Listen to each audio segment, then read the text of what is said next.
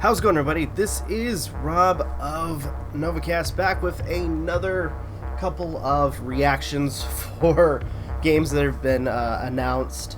And oh my gosh, it just keeps getting better and better, it seems. At least for me, anyway. I know for some people it'll probably be different.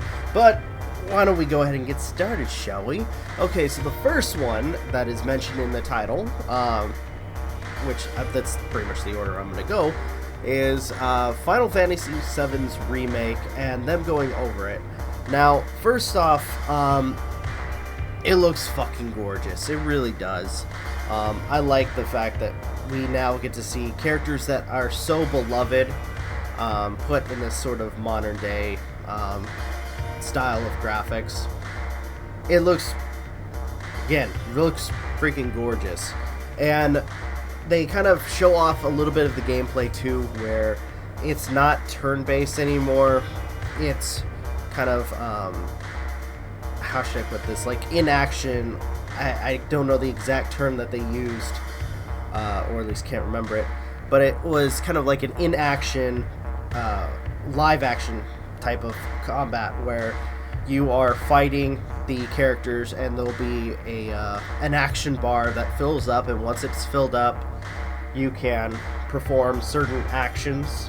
In a sense, it's kind of mixing pretty much basic hack and slash with the strategy of the old Final Fantasy games, if that makes any sense. But it looks really cool. We even got to see a little bit of what could be in store for the first boss of Final Fantasy VII.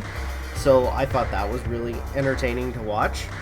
So when it comes to that, I'm really intrigued and I want to, pre-order it if possible.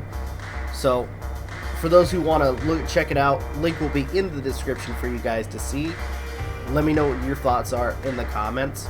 The next video or game that we're talking about is Luigi's Mansion gets a third game. And with the bit that we saw, or at least that I saw, it looks really good. It's something, I guess their idea for this one is they're trying to move away from the whole mansion aspect in a sense. I don't know how they're going to do that.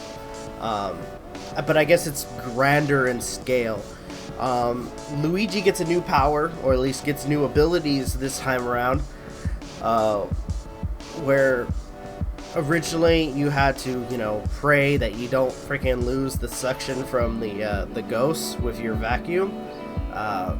Now you have this slam ability to perform on ghosts. And for certain puzzle segments, you have this sort of goo Luigi. I think they called it Gooigi feature that will act as a substitute for Luigi for dangerous puzzles or traps. So it looks really cool, and I'm actually very, very interested in seeing more about that game in the future.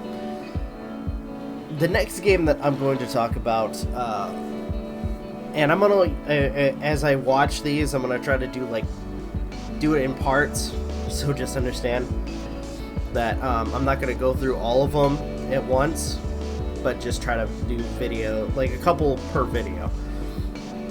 So the next one, we get to see a little bit more of Sword and Shield for Pokemon, and so I'm going to say this, I know people are going to be very happy with this feature, but it seems like for this game they are going back to the original format for Pokemon.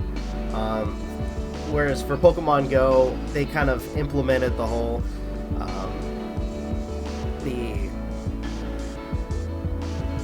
swiping your finger on or using motion control to catch the Pokemon and not battling them. Whereas for this one, they're going back to the original format where you battle the Pokemon, you get their life down to a point where they are easier to catch, as well as using, stat ailments as well as to help try to capture them. So a lot of people are going to be happy about that. We got to see a little bit of the open world and how that is kind of worked into with the Pokemon game. There's abilities, or at least tactics to kind of distract Pokemon, or as they were explaining it, because there's this point where you have the player doing this sort of whistle feature or ability or tactic or whatever, and you notice that for the Pokemon they end up kind of seeing, okay, where's the whistle coming from, and sometimes we'll move towards it. And they talked about how in certain aspects of the game, like wherever your location is, weather will be a factor of what Pokemon you catch. Like if it's raining, then you'll probably get a water type. If it's like in the mountains where it's snowing, then you'll probably get an ice type, and so on. Honestly, it looks really good, and I'm really intrigued about how this game is going to turn out.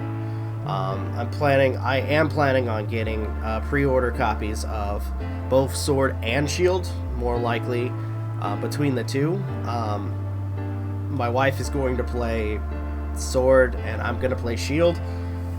So, for those who are intrigued by this game too, let me know in the comments down below. Link will be in the description for you guys to go check it out.